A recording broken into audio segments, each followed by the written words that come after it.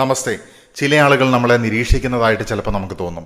ചിലപ്പോൾ നമ്മുടെ ഓവർ തിങ്കിങ്ങിൻ്റെ ഭാഗമായിട്ടായിരിക്കും മറ്റുള്ളവരെന്നെ നിരീക്ഷിക്കുന്നുണ്ടോ എന്ന് തോന്നുന്നത്. എന്നിരുന്നാലും നമ്മുടെ ജീവിതത്തിൽ നമ്മൾ പല സാഹചര്യങ്ങളിലൂടെ കടന്നു പോകുന്ന സമയത്ത് ഇത് കലിയുഗമാണ്. അപ്പോൾ ചില ആളുകളുടെ നിരീക്ഷണം സത്യമാകാനുള്ള സാധ്യതയുണ്ട്. അതിൽ ചിലപ്പം സാധാരണ ക്യൂരിയോസിറ്റി, നമ്മളോടുള്ള ക്യൂരിയോസിറ്റി, അല്ലെങ്കിൽ നമ്മളെ അറിയാൻ വേണ്ടി നിരീക്ഷിക്കുന്ന ആളുകളുണ്ടായിരിക്കും.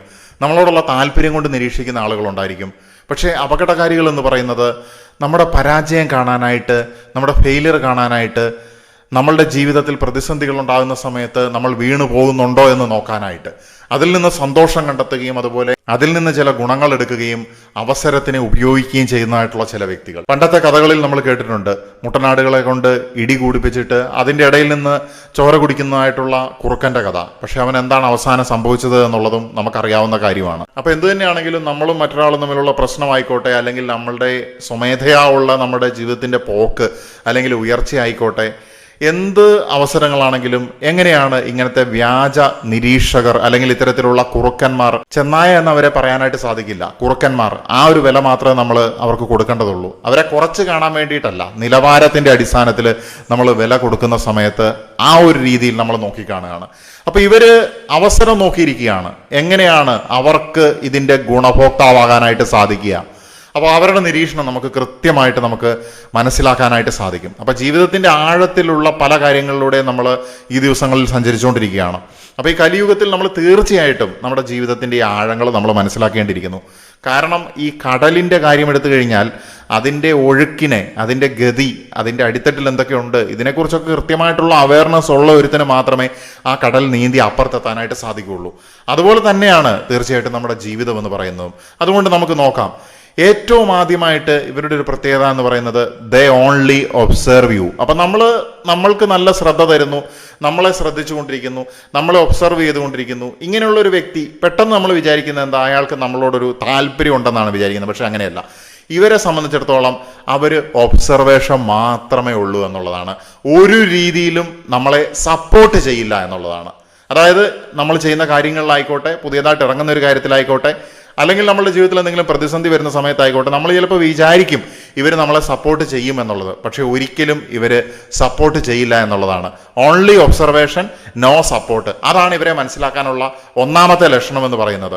ഒക്കേഷണലി സപ്പോർട്ട് ചെയ്തില്ല എന്നുള്ള കാരണം കൊണ്ട് നമ്മൾ ആരെയും വിലയിരുത്തുന്നില്ല. പക്ഷെ അതൊരു പാറ്റേൺ പോലെ റിപ്പീറ്റഡ് ആയിട്ട് നമ്മുടെ ജീവിതത്തിൽ ഇവരെ പ്രതി നമുക്ക് കാണാനായിട്ട് സാധിക്കുകയാണെങ്കിൽ അവിടെ ഒരു റെഡ് സൈൻ അല്ലെങ്കിൽ ഒരു വാർണിംഗ് സൈൻ ഉണ്ട് എന്നുള്ളതാണ്. നമ്മൾ ഭാരതത്തിലെ റോഡുകളിലൂടെ കൃത്യമായിട്ട് വാഹനം ഓടിക്കണമെങ്കിൽ നമ്മൾ വഴി കൂടെ പോകുന്ന ഓരോ മനുഷ്യൻ്റെയും മൃഗത്തിൻ്റെയും ഇൻറ്റൻഷൻസ് എന്താണെന്ന് മനസ്സിലാക്കി കഴിഞ്ഞാൽ മാത്രമേ നമുക്ക് കൃത്യമായിട്ട് വണ്ടി ഓടിക്കാൻ പറ്റുള്ളൂ, അപകടമില്ലാതെ. ഒരു ലൈസൻസ് മാത്രം ഉണ്ടായതുകൊണ്ട് കാര്യമില്ല എന്നാണ് സദ്ഗുരുവിനെ പോലെയൊക്കെയുള്ള ചിന്തകർ പറയുന്നത് നമ്മൾ കേട്ടിട്ടുള്ളത്. എനിക്ക് വളരെ രസകരമായിട്ട് തോന്നിയ ഒരു ചിന്തയാണത്. അപ്പോൾ അങ്ങനെയുള്ള സാഹചര്യത്തിൽ നമ്മൾ വാഹനം ഓടിക്കുന്ന സമയത്ത് ചിലപ്പോൾ പ്രശ്നങ്ങളുണ്ടാവും. അപ്പോൾ റോഡിൽ ഇത്തരത്തിലുള്ള തർക്കങ്ങൾ നമ്മൾ പതിവായിട്ട് കാണുന്ന ഒരു കാര്യമാണ്. അപ്പോൾ ഞാൻ ശ്രദ്ധിച്ചിട്ടുണ്ട്, എൻ്റെ കൂടെ ഒരുപാട് ആളുകൾ യാത്ര ചെയ്തിട്ടുണ്ട്. അപ്പോൾ അങ്ങനെയുള്ള സാഹചര്യത്തിൽ ഇങ്ങനെ ചില പ്രശ്നങ്ങളൊക്കെ വരുന്ന സമയത്ത് നമ്മുടെ കൂടെ യാത്ര ചെയ്യാൻ അവരുണ്ടാവും. പക്ഷേ ഈ പ്രശ്നം വന്നാൽ സൈലൻ്റ് ആയിട്ടിരിക്കുമെന്നുള്ളതാണ്. നമ്മൾ മാത്രമേ ഉണ്ടാവുള്ളൂ അവിടെ ആർഗ്യുമെൻ്റ് നടത്താനും നമ്മുടെ കാര്യം എന്താണ് എന്നുള്ളത് നേടിയെടുക്കാനുമായിട്ട്. അപ്പോൾ നമ്മളൊപ്പം നിൽക്കുന്നില്ല എന്നുള്ളതായിട്ടുള്ള വ്യക്തികൾ, ദേ ഓൺലി ഒബ്സർവ്. അവർ ചിലപ്പോൾ നമ്മുടെ സന്തത സഹചാരിയായിരിക്കും, നമ്മുടെ കൂടെ യാത്ര ചെയ്തുകൊണ്ടേയിരിക്കുന്നു. ബട്ട് ആ യാത്രയിൽ ഒരു പ്രതിസന്ധി ഉണ്ടാകുന്ന സമയത്ത് നമ്മൾ സഹായിക്കേണ്ടി വരും. പക്ഷെ അവരുടെ ഭാഗത്തുനിന്ന് ഒരു സപ്പോർട്ടും ഉണ്ടാവില്ല. ഇങ്ങനെയുള്ള വ്യക്തികൾ നമ്മുടെ ഓരോ നീക്കവും അനലൈസ് ചെയ്യും. നമ്മൾ സക്സസ് ആവുമോ ഫെയിലിയർ ആവുമോ എന്നുള്ളത് അവർ കൃത്യമായിട്ട് നിരീക്ഷിച്ചുകൊണ്ടേ ഇരിക്കും എന്നുള്ളതാണ്. ചെറിയ കാര്യമായിക്കോട്ടെ വലിയ കാര്യമായിക്കോട്ടെ, അതാണ് അവരുടെ ക്യൂരിയോസിറ്റി. അവരവരുടെ ഉള്ളിലേക്ക് തിരിഞ്ഞിട്ട് അവരുടെ ജീവിതത്തിനെ നിരീക്ഷിക്കാൻ പോലും അവർ മറന്നു പോവാണ്. അവരുടെ കർമ്മം ചെയ്യാനായിട്ട് അവർ മറന്നു പോവാണ്. കാരണം പുറത്ത് നിൽക്കുന്നതായിട്ടുള്ള വ്യക്തിയാണ് ഇവർ നോക്കിക്കൊണ്ടിരിക്കുന്നത് എന്നുള്ളതാണ്. കാരണം ആ വ്യക്തിയുടെ പരാജയം കാണണം, അല്ലെങ്കിൽ ആ വ്യക്തി ഇടയ്ക്ക് വെച്ച് അവൻ്റെ കർമ്മം ഇട്ടിട്ട് പോകുന്നുണ്ടോ എന്നുള്ളത് കാണണം. എന്താണ് സംഭവിക്കുന്നത് എന്നുള്ളത് സദാസമയം നിരീക്ഷിച്ച് ഇവരുടെ ഊർജ്ജം ഇവർ പാഴാക്കിക്കൊണ്ടിരിക്കുകയാണ്. അവർ നമ്മളെ ഒരു ടെസ്റ്റ് കേസായിട്ട്, ഒരു കേസ് സ്റ്റഡി ആയിട്ട് കണ്ടുകൊണ്ടിരിക്കുകയാണ്. പക്ഷെ കുഴപ്പം എന്താണ്, ഇങ്ങനെ മറ്റുള്ളവരെ കേസ് സ്റ്റഡി ആയിട്ട് കാണുന്ന സമയത്ത് നമ്മൾ നമ്മുടെ കേസ് നോക്കുന്നില്ല. നമ്മുടെ ഉള്ളിൽ എന്താണ് നടക്കുന്നത്, എൻ്റെ കർമ്മം എനിക്ക് എത്രമാത്രം ചെയ്യാനായിട്ട് സാധിച്ചു, എനിക്ക് എത്രമാത്രം കപ്പാസിറ്റി ഉണ്ട്, എനിക്ക് എത്രമാത്രം കോൺഫിഡൻസ് ഉണ്ട്, എനിക്ക് എത്രമാത്രം വിദ്യാഭ്യാസമുണ്ട്, ഇതൊന്നും ഇവർക്ക് നിരീക്ഷിക്കാനായിട്ട് സാധിക്കുന്നില്ല. ഇവരുടെ കർമ്മം എന്താണെന്ന് കണ്ടെത്താനോ അത് കൃത്യമായിട്ട് എക്സിക്യൂട്ട് ചെയ്യാനോ സാധിക്കുന്നില്ല. കാരണം അകലെ നിൽക്കുന്നതായിട്ടുള്ള അല്ലെങ്കിൽ മറ്റൊരു വ്യക്തി അപരനെ നോക്കി നിൽക്കുകയാണ്. അവൻ എന്താണ് ചെയ്തുകൊണ്ടിരിക്കുന്നത്? പ്രധാനമായിട്ടും അവർക്ക് വേണ്ടത് നമ്മുടെ പരാജയം കാണുക എന്നുള്ളതാണ്. അത് നമ്മുടെ കർമ്മ വഴികളായിക്കോട്ടെ, അല്ലെങ്കിൽ അവർ തന്നെ ചിലപ്പോൾ പ്രൊവോക്ക് ചെയ്യുന്നതായിട്ടുള്ള ചില സിറ്റുവേഷൻസ് ഉണ്ടാക്കിയിട്ട് അവിടെ നമ്മൾ പരാജയപ്പെടുന്നത് കാണാനായിട്ട് നോക്കി നിൽക്കുമെന്നുള്ളതാണ്. നമ്മുടെ ഫെയിലിയർ ആണ് അവരെ സംബന്ധിച്ചിടത്തോളം കംഫർട്ട് എന്ന് പറയുന്നത്. അവരിൽ ചില ആളുകൾ പുറമെ നമ്മൾ ഫെയിലാകുന്ന സമയത്ത് സന്തോഷമൊക്കെ കാണിച്ചെന്ന് വരാം, അല്ലെങ്കിൽ സൈലന്റ് ആയിട്ട് നിൽക്കാനുള്ള സാധ്യതയുണ്ട്. പക്ഷേ അൾട്ടിമേറ്റ് ആയിട്ടുള്ള അവരുടെ ലക്ഷ്യം എന്ന് പറയുന്നത് നമ്മുടെ പരാജയം കാണുക എന്നുള്ളതാണ്. അപ്പൊ നമ്മൾ ഈ പാറ്റേണുകൾ ഒരെണ്ണം ഉണ്ടായതുകൊണ്ട് അത് എപ്പോഴെങ്കിലും ഉണ്ടായി എന്നുള്ളതല്ല. ഞാൻ ഈ പറഞ്ഞതും ഇനി പറയാൻ പോകുന്നതായിട്ടുള്ള അടയാളങ്ങൾ പലതവണ ഒരു പാറ്റേൺ പോലെ കാണുന്നുണ്ടെങ്കിൽ തീർച്ചയായിട്ടും നമ്മൾ അവിടെ ബൗണ്ടറി സെറ്റ് ചെയ്യേണ്ടതുണ്ട്. നമ്മൾ ഓരോ കർമ്മത്തിലേക്ക് പോകുന്ന സമയത്തും ഇത് നടക്കില്ല എന്നുള്ളൊരു പ്രതീക്ഷ, ഒരു ചിന്ത അവർക്ക് ഇങ്ങനെ വെച്ചു പുലർത്തിക്കൊണ്ടിരിക്കുകയാണ് എന്നുള്ളതാണ്. പക്ഷേ നമ്മൾ വിജയത്തിൽ നിന്ന് വിജയത്തിലേക്ക് പോകുന്ന സമയത്ത് അവരെ സംബന്ധിച്ചിടത്തോളം ഫ്രസ്ട്രേഷൻ വളരെ അധികമായിരിക്കുമെന്നുള്ളതാണ്. ഇങ്ങനെയുള്ള ആളുകൾ എപ്പോഴും മറ്റുള്ളവരുടെ കൺസിസ്റ്റൻസിനെ ടെസ്റ്റ് ചെയ്തുകൊണ്ടേയിരിക്കും. അവൻ തുടരുമോ, അവൻ എത്രമാത്രം മുന്നോട്ട് പോകും, അവന്റെ സ്ഥിരത എന്താണ് എന്നുള്ളത് ഇവർക്ക് കൃത്യമായിട്ട് അറിയണം. കാരണം ഇവർക്ക് ഒരു കാര്യത്തെയും സ്ഥിരതയോടുകൂടി ഫോളോ ചെയ്യാനായിട്ട് സാധിച്ചിട്ടില്ല. അപ്പൊ മറ്റൊരുവൻ അത് കാണുന്ന സമയത്തുണ്ടാകുന്ന ആ ഒരു ഫ്രസ്ട്രേഷൻ, അത് അവർക്ക് റിസൾട്ടായിട്ട് കിട്ടുന്ന ഒരു കാര്യം തന്നെയാണ്. കാരണം എനിക്ക് ചെയ്യാൻ പറ്റാത്തൊരു കാര്യം വേറൊരുത്തൻ ചെയ്യുമ്പം ആ ഉള്ളിലുണ്ടാകുന്ന ഫ്രസ്ട്രേഷൻ പല സമയത്തും പ്രൊവോക്കേഷനായിട്ടും മറ്റുള്ളവരെ ഡിസ്റ്റർബ് ചെയ്യുന്ന രീതിയിലും ഒക്കെ മാറി വരും എന്നുള്ളതാണ്.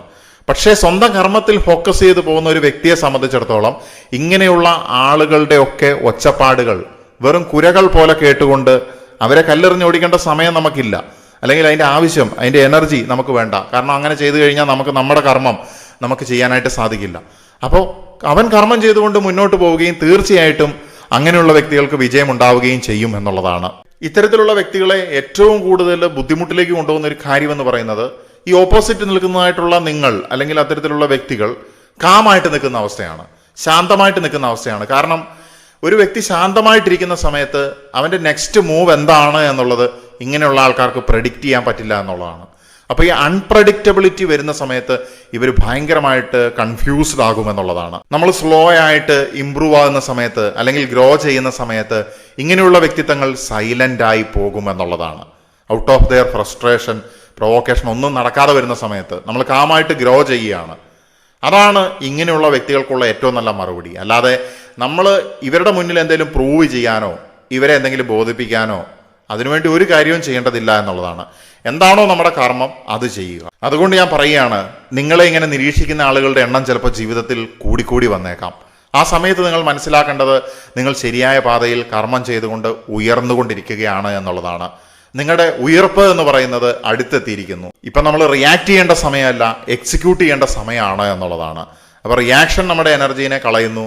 എന്നാൽ നമ്മുടെ കർമ്മം, അല്ലെങ്കിൽ അതിൻ്റെ പ്ലാൻ നമ്മൾ എക്സിക്യൂട്ട് ചെയ്യുന്ന സമയത്ത് നമ്മൾ ജീവിതത്തിൽ ഉയർപ്പിൽ നിന്ന് ഉയർപ്പിലേക്ക് സഞ്ചരിച്ചു കൊണ്ടിരിക്കുന്നു. അവർ നോക്കിക്കൊണ്ടിരിക്കുന്നു, നിങ്ങൾ മുന്നോട്ട് പോയിക്കൊണ്ടിരിക്കുന്നു. നിങ്ങളുടെ ഉയർപ്പാണ് അവരുടെ സംശയങ്ങൾക്കുള്ള ഉത്തരം എന്ന് മനസ്സിലാക്കുക. തീർച്ചയായിട്ടും ഉയർച്ചയിൽ നിന്ന് ഉയർച്ചയിലേക്ക് നിങ്ങൾക്ക് സഞ്ചരിക്കാനായിട്ട് സാധിക്കട്ടെ. ഇത്തരത്തിലുള്ള പാറ്റേണുകളും ചതിക്കുഴികളും അല്ലെങ്കിൽ ഇത്തരത്തിലുള്ള ഇല്യൂഷൻസ് ഒക്കെ മാറ്റിപ്പോകാൻ വേണ്ടിയിട്ടാണ് ഈ കാര്യങ്ങളെക്കുറിച്ച് സംസാരിക്കുന്നത്. അപ്പം നമ്മുടെ മുന്നിൽ വരുന്ന എന്ത് തടസ്സമാണെങ്കിലും എന്തിനേയും ഫേസ് ചെയ്യാനുള്ളൊരു മൈൻഡ് സെറ്റോടുകൂടി നമ്മുടെ നന്മ, അല്ലെങ്കിൽ നമ്മുടെ ആ കർമ്മം നന്മയുടെ പാതയിലൂടെ മുന്നോട്ട് പോകുന്ന സമയത്ത് ആരുടെയും കർമ്മം ദുഷ്കർമ്മമാകുന്നില്ല. അവൻ കർമ്മത്തിൽ നിന്ന് വ്യതിചലിച്ചിട്ട് അവൻ ചെയ്യുന്നതായിട്ടുള്ള പ്രക്രിയകളാണ് പലപ്പോഴും ദുഷ്കർമ്മത്തിലേക്ക് പോകുന്നത്. ഈ കർമ്മം എന്ന് പറയുന്ന വാക്കിനെ പലരും നെഗറ്റീവായിട്ട് ഉപയോഗിക്കുന്ന ഞാൻ കേട്ടിട്ടുണ്ട്. പക്ഷെ ഞാൻ പറയുന്നു, കർമ്മ എന്ന് പറഞ്ഞു കഴിഞ്ഞാൽ അത് പോസിറ്റീവ് മാത്രമാണ്. നമ്മൾ നമ്മുടെ യഥാർത്ഥത്തിലുള്ള കർമ്മം കണ്ടെത്തിയോ ഇല്ലയോ എന്നുള്ളതാണ് ചോദ്യം. അത് കണ്ടെത്തുകയും അത് കണ്ടെത്തി കഴിഞ്ഞാൽ നമുക്ക് അതിനുവേണ്ടി വർക്ക് ചെയ്യാണ്ടിരിക്കാനായിട്ട് സാധിക്കില്ല എന്നുള്ളതാണ്. നമ്മൾ താല്പര്യത്തോടുകൂടി അഹോരാത്രം നമുക്ക് വേണ്ടി തന്നെ പണിയെടുത്തുകൊണ്ടിരിക്കും. നമ്മുടെ ശരീരത്തിനോ മനസ്സിനോ ഒന്നും ഒരു ക്ഷീണം ഉണ്ടാവില്ല. സന്തോഷത്തോടുകൂടി എത്ര കണ്ടു വേണമെങ്കിലും നമുക്ക് നമ്മുടെ ജോലിയെ മുന്നോട്ട് കൊണ്ടുപോകാനായിട്ട് സാധിക്കുമെന്നുള്ളതാണ്. ഓരോ ദിവസവും ഇന്നലകളിലെ എന്നെ അതിനേക്കാൾ ബെറ്ററായിട്ടുള്ള അവസ്ഥയിൽ ഞാൻ ഇപ്പോഴുണ്ട്. ഞാൻ ഉയർച്ചയിൽ നിന്ന് ഉയർച്ചയിലേക്ക് പോവുകയാണ്. ഞാൻ സ്റ്റെപ്പ് കയറി പോകുന്നത് എനിക്ക് കാണാനായിട്ട് സാധിക്കും. നമ്മുടെ ജീവിതത്തിൽ പല സമയത്തും പോസുകൾ, അല്ലെങ്കിൽ ഇത്തരത്തിലുള്ള പ്രതിസന്ധികൾ വരുന്ന സമയത്ത് ജീവിതത്തിൽ പുറകിലേക്കൊന്ന് തിരിഞ്ഞു നോക്കുക. ഞാൻ വിശ്വസിച്ച ആളുകളുടെ യഥാർത്ഥ മുഖം പുറത്തു വന്നിരിക്കുന്നു, അല്ലെങ്കിൽ ഞാൻ ഇത്രമാത്രം പടവുകൾ കയറി പോന്നല്ലോ എന്നുള്ള ആ ഒരു തിരിച്ചറിവുണ്ടല്ലോ, അതൊക്കെ നമുക്ക് കാണാനായിട്ട് പ്രപഞ്ചം നൽകുന്നതായിട്ടുള്ള അവസരങ്ങളായിട്ടാണ് നമ്മൾ ഇതിനെയൊക്കെ കാണുന്നത്. അപ്പം നമ്മുടെ പ്രതിസന്ധി ആയിക്കോട്ടെ, എന്ത് തടസ്സമായിക്കോട്ടെ, അതിനെയൊക്കെ നമ്മുടെ ഗ്രോത്തിന് വേണ്ടി ഉപയോഗിച്ചുകൊണ്ട് മുന്നോട്ട് പോകുന്ന സമയത്ത് നമുക്ക് യഥാർത്ഥത്തിലുള്ള ഉയർപ്പ്, അല്ലെങ്കിൽ അസെൻഷൻ അല്ലെങ്കിൽ ട്രാൻസ്ഫോർമേഷൻ, എന്തു വേണമെങ്കിലും അതിനെ വിളിക്കാം. നമ്മുടെ കർമ്മം, നമ്മുടെ ആത്മാവിൻ്റെ ഈ കർമ്മ സാഫല്യത്തിലൂടെ നമുക്കൊരു പൂർണ്ണതയിലേക്ക് എത്താനായിട്ടും അല്ലെങ്കിൽ കർമ്മ പൂർത്തീകരണത്തിലൂടെ നമുക്ക് ജ്ഞാനോദയത്തിലേക്ക് എത്താനായിട്ടും സാധിക്കട്ടെ എന്നാശംസിച്ചുകൊണ്ട് തൽക്കാലത്തേക്ക് തുടരുവാൻ വേണ്ടി തന്നെ നിർത്തുകയാണ്. നമസ്തേ.